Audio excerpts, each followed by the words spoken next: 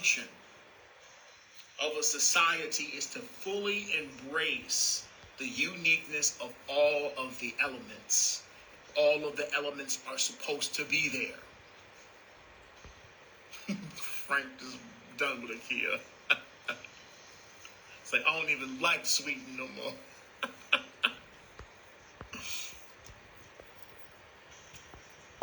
So here's the thing. Styrofoam.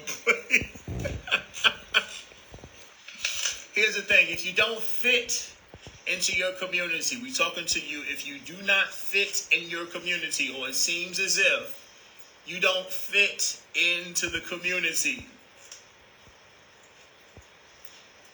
you are giving others the opportunity to see the strength that is inherent in the diversity of the culture, or in a diverse culture. There's great strength in a diverse culture. All of the pieces belong.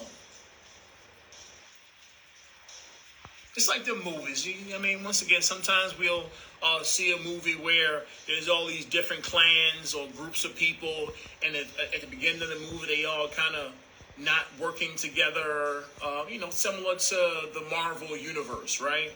All of the superheroes kind of got their own world and are focused on one particular level, but then there's this one big enemy, what have you, some external force attempting to destroy Earth, quote unquote.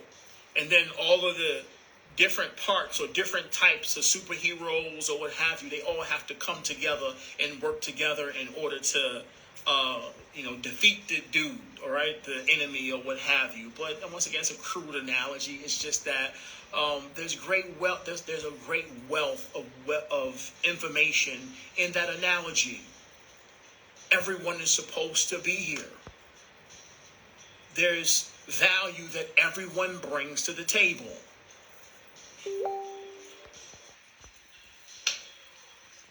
Now, being like everybody else, right? Conforming, that's conformity. The opposite of courage is conformity. Right? The opposite of courage is conformity. That's you kind of blending in and attempting to be normal because you don't want the ridicule or criticism from the people that aren't like you. Like, okay, you know what? I'm going to just be like y'all because I don't want y'all talking about me. I don't want y'all to be mad and feeling as if I'm a threat. So I'm going to just act normal. That's what they call it here. I'm going to just act normal and be with you. That, once again, the opposite of courage is conformity. It takes courage to be yourself, to be your authentic self, to embrace your authenticity amongst a bunch of, normies, people that's kind of like, okay, well, let me not say nothing, and I don't want to make no waves because everybody like this. I ain't telling y'all what I do at home. I'm going to just kind of blend in. I don't really want to be seen. And I don't want y'all to point the finger at me or what have you. Once again, that's conformity. That's the opposite of courage. It takes courage to be yourself, to be different, to be authentic in your being. Come on, you don't know how much resistance I received in the mid-90s when I was wearing pink. Of course, later on in the early 2000s when Cameron did it, it was cool. But dudes in the hood knew that was my thing early in the game before anybody on the big stage was doing it. So once again, then it was cool. But okay, we good. Here's the point.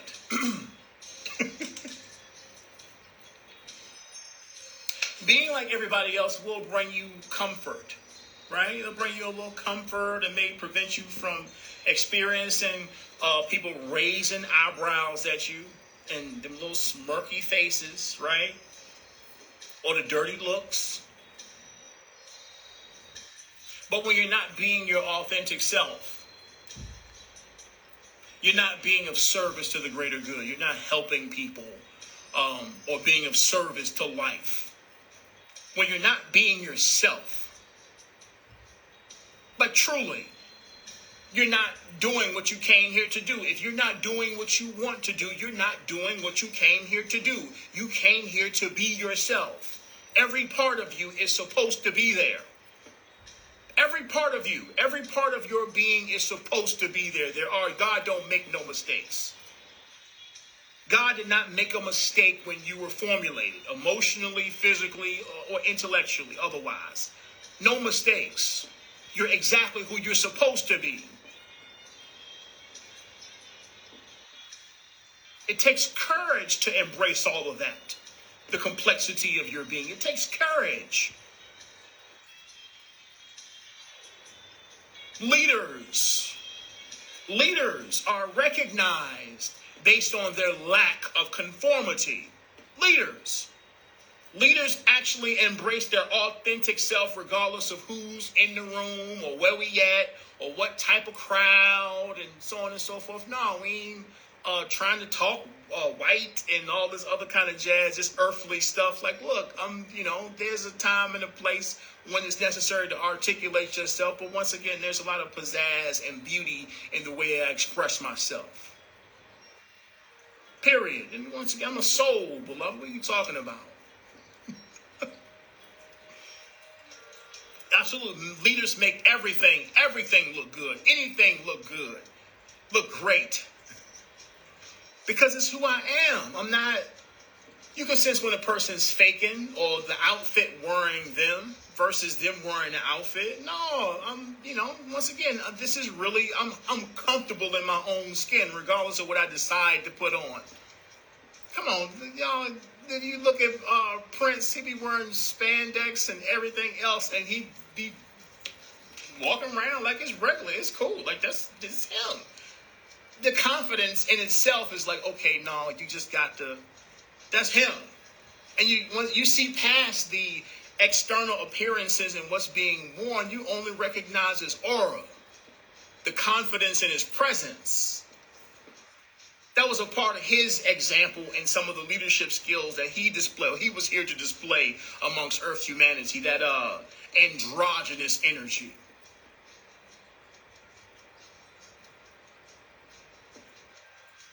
Absolutely. The confidence of being himself amongst the multitude. He's like, oh, you got on eyeliner? He'll look at you so dirty.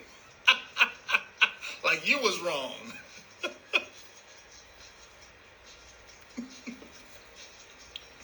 No. It's an energetic experience, self-expression.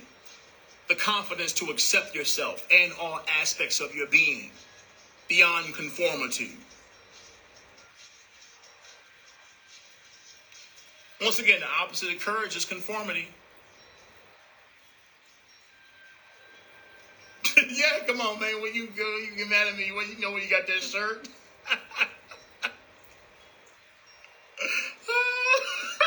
Like, no, God bless Charlie Murphy for that. But it's true. Like, come on, what do you mean? That's the nature of being magnetic, being attractive.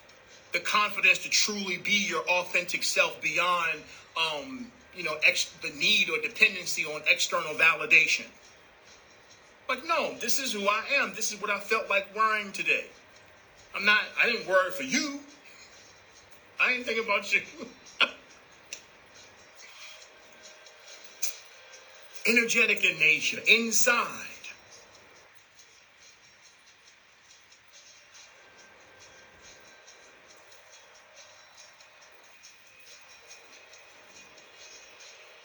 There's no greater service or bigger role that you play than being yourself.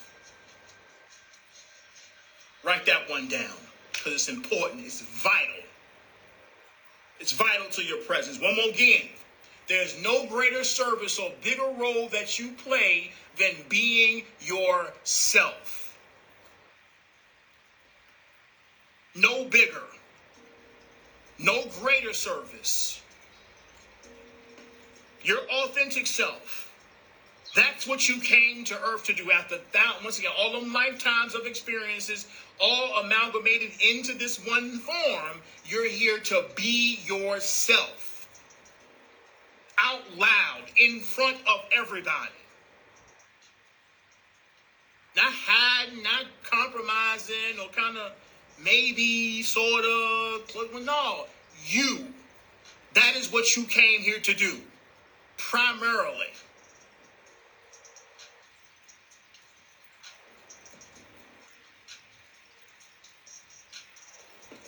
So all that tap dancing and what? Come on, beloved, just wear your crown proudly. Wear your crown proudly. You're not looking for approval. You're not looking for attention. Oh, look, y'all, look, I'm kind of doing this today. And do you like it? Do you like it? How many likes I got? How many likes I got? Do you see me? Do you see what I'm doing? What are you doing? That just screams low self-esteem. That is one of the most unattractive energies that you can radiate. Look at me, y'all. Like, you're looking for approval. Unattractive. Needing reinforcements and somebody telling you, oh, you're doing a good job. You look really nice. You're attractive. Good job, girl. I like that. That's great. Like, that ain't attractive energy.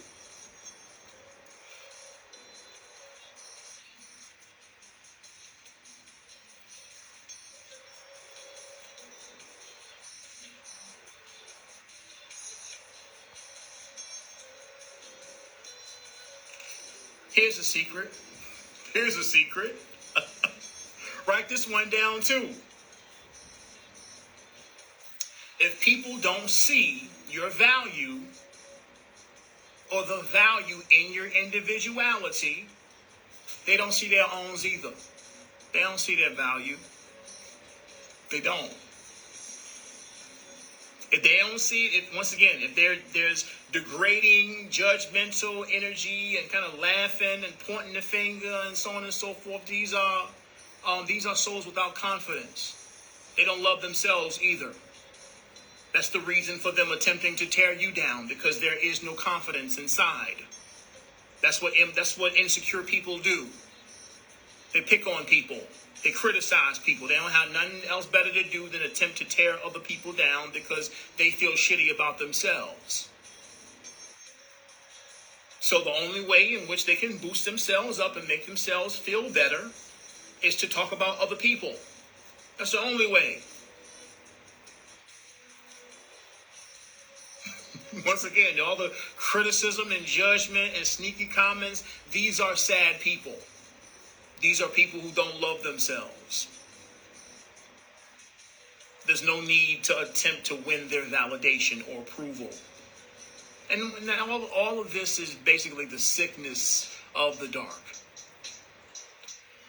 That's all that is. It's the sickness of, being unawakened and, being stuck in the illusion and being in the space of low self-esteem. People who point the finger and laugh at other people have extremely low self-esteem. And the only way they can, attempting to make themselves feel better is to criticize other people. That's all. No doubt, grown folks do it too. Grown folk bullies, just low self-esteem, sad, unhappy. So yeah, they mad at your outfit, mad at what you look like, and talking about your nose, and talking about your skin, and such and such. Once again, sad people do sad things. This kind of energy deteriorates the body from the inside because of the emotions that go along with that energy. Once again, these are low vibration. This is low vibrational energy. Low vibrational energy, it makes you ugly. First energetically, then emotionally, then physically. It start to come out in your pores, bumps and, all this blemishes and what have you, because you're sad. It deteriorates your body, literally, on a frequency level. That's all it is. It's a sickness. Beautiful people don't go around talking about people. Beautiful people don't do that. Making jokes, pointing fingers, laughing, and gossiping. gossiping, sneak this and all of that. That's not beautiful people activity. That's internal ugliness. And once again, it deteriorates the body from the inside out.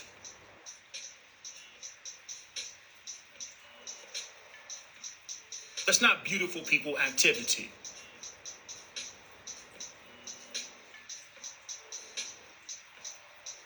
That's not what evolved souls do. Once again,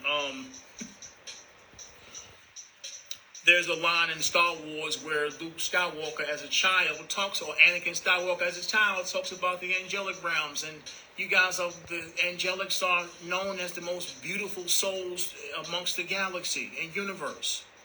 Because there's such a deep level of self-love and acceptance and unconditional love as an embodiment of an angelic presence. Well, that's the nature of that statement. Complete, utter self-acceptance and the materialization or manifestation of unconditional love in the physical. Not only physically beautiful, but also emotionally and energetically beautiful. Inside out.